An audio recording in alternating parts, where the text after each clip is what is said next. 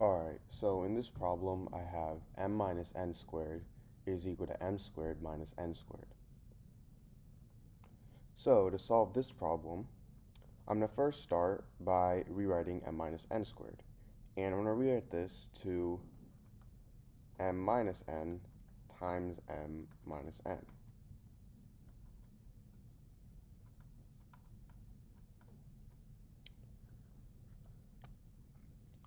Now from here, I'm going to expand this by multiplying these two. So to multiply these two, I'm going to first start by distributing the m. M times m is m squared. M times negative n is negative mn. Now I'm going to distribute the negative n. Negative n times m is negative mn. And negative n times negative n is positive n squared. So I have this is equal to m squared minus n squared. Now, I can do a few things here. I can first start by subtracting m squared on both sides, so this way these two m squares cancel out. And now I'll be left with negative mn minus mn plus n squared is equal to negative n squared. Now negative mn minus negative mn is equal to negative 2mn. And then now if I subtract n squared on both sides, these two cancel out and I get negative 2n squared.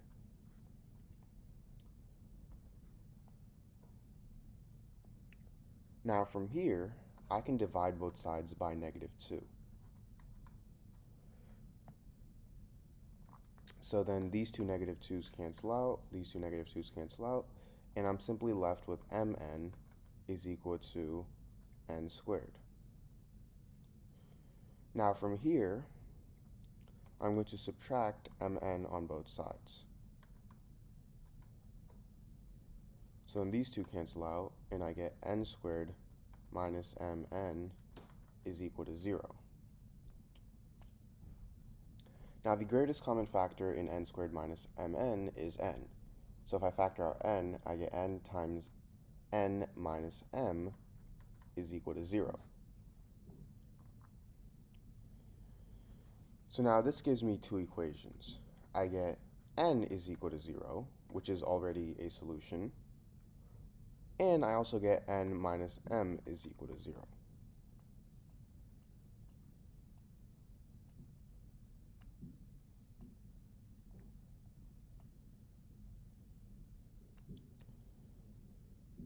Now, going back to our original equation, we have m minus n squared is equal to m squared minus n squared.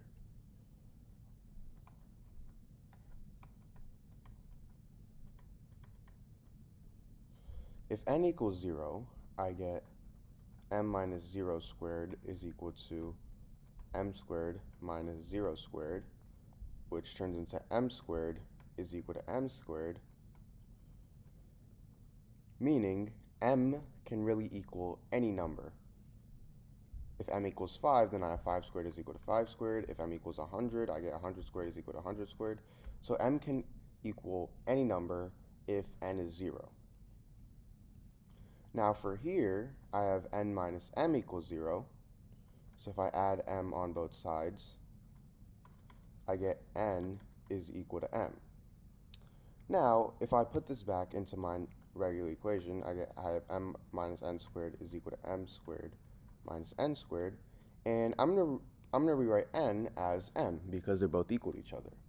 So now I have m minus m squared is equal to m squared minus m squared. M minus m is 0, so I have 0 is equal to 0. And this means that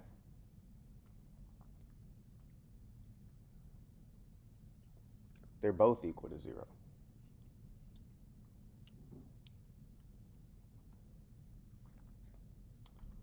So,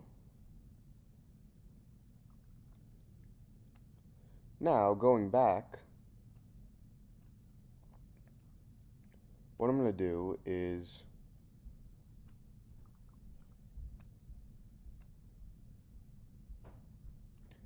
do a different method to solve this problem. So method 2 is, first let's rewrite the equation. We have m minus n squared is equal to m squared minus n squared. And now this time, I'm going to again expand m minus n squared to m minus n times m minus n.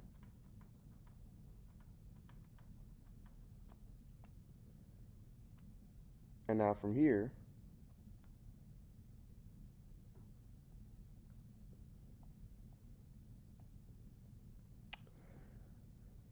I'm going to rewrite m squared minus n squared as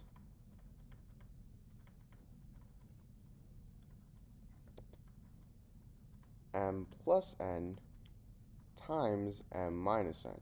Because if I have something in the form a squared minus b squared, this is equal to a plus b times a minus b. So now, as you see, we can simply divide both sides by m minus n, cancel these two out. So now I'll be left with m minus n is equal to m plus n. Meaning, if I subtract m on both sides, I get negative n is equal to positive n. If I add n on both sides, I get 2n is equal to 0, meaning n is also equal to 0.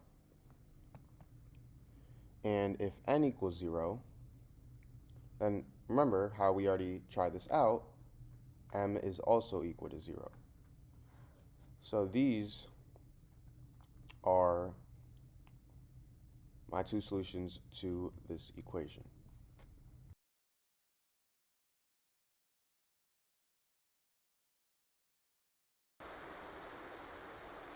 Alright, so in this problem, I have 2 to the power of x minus 1 plus 2 to the power of x minus 2 plus 2 to the power of x minus 3 is equal to 448. So now if I have a to the power of m plus n, this is equal to a to the power of m times a to the power of n. So in this case, I have m here, this is equal to x, and n is equal to negative 1 for 2 to the power of x minus 1. So that's going to turn into 2 to the power of x times 2 to the power of negative 1. Now I have this plus 2 to the power of x minus 2. That's going to equal 2 to the power of x times 2 to the power of negative 2. And 2 to the power of x minus 3, that's going to equal 2 to the power of x times 2 to the power of negative 3. Now I have this is equal to 448. Now 2 to the power of negative 1, that's the same thing as 1 over 2, which is, now if I multiply that by 2 to the power of x, I get 2 to the power of x over 2. Now I have this plus 2 to the power of x over 2 squared plus 2 to the power of x over 2 to the power of 3, and this is equal to 448. Now if I factor out 2 to the power of x, I get 2 to the power of x times 1 over 2 plus 1 over 2 squared plus 1 over 2 to the power of 3. This is equal to 448.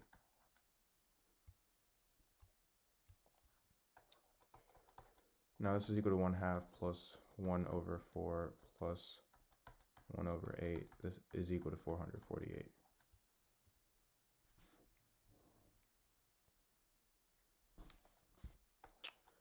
Now 1/2 plus 1/4, that's going to be 6 over 8, which is equal to 3 over 4.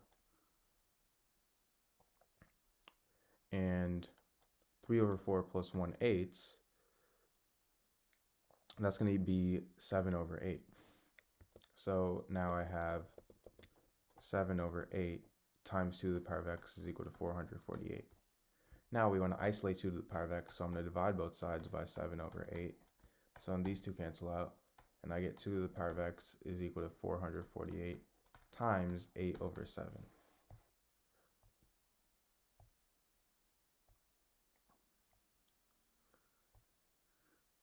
Now, 448 times 8, that's equal to 3,584.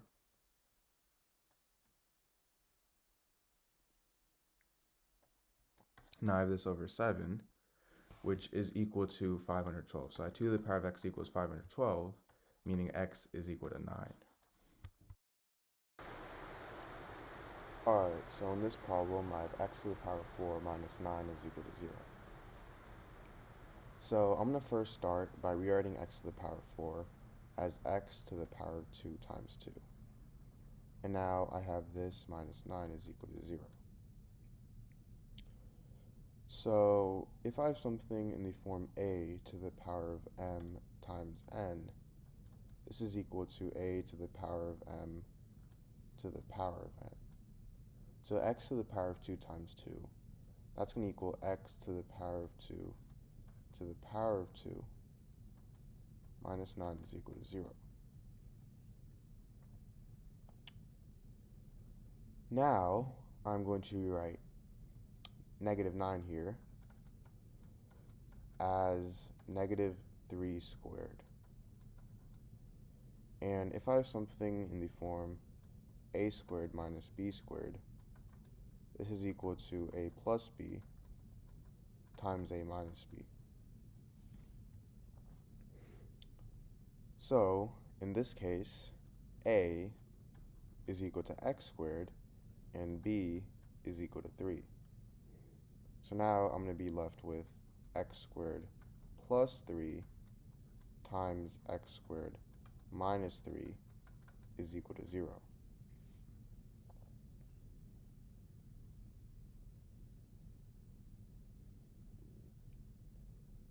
So now this is going to give me two equations.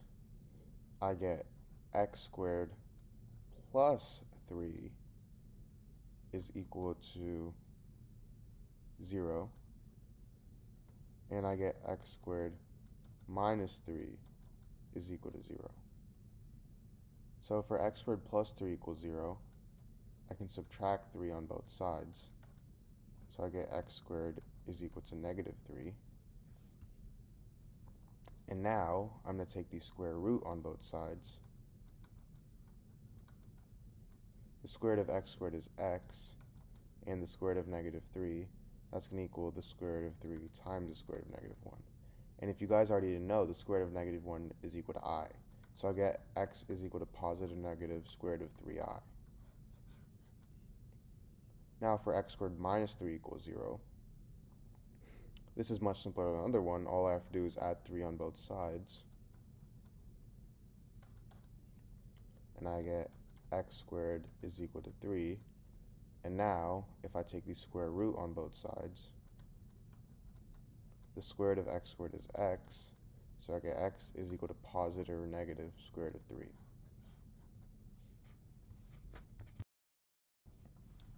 Alright, so in this problem, I have 4 to the power of x minus 3 times 16 to the power of x is equal to 64. So to solve this, I'm going to first start by rewriting 16 as 4 squared. So now I have 4 to the power of x minus 3 times 4 squared to the power of x is equal to 64. And now,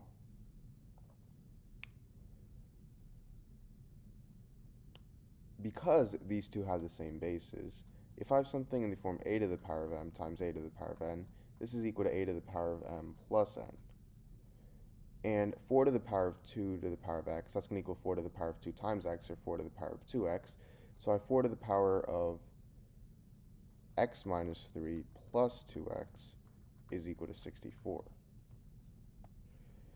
And now 64, that's equal to 4 to the power of 3.